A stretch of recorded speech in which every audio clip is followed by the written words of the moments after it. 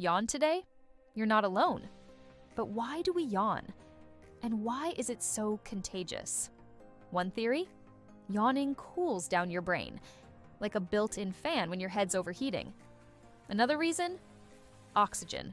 Some think yawning helps increase airflow when you're tired or bored. But here's the weirdest part. Yawns are socially contagious. If you see someone yawn or even hear a yawn, your brain mirrors it. It's linked to empathy. The more empathetic you are, the more likely you'll catch it. Still not convinced? I bet you're yawning right now.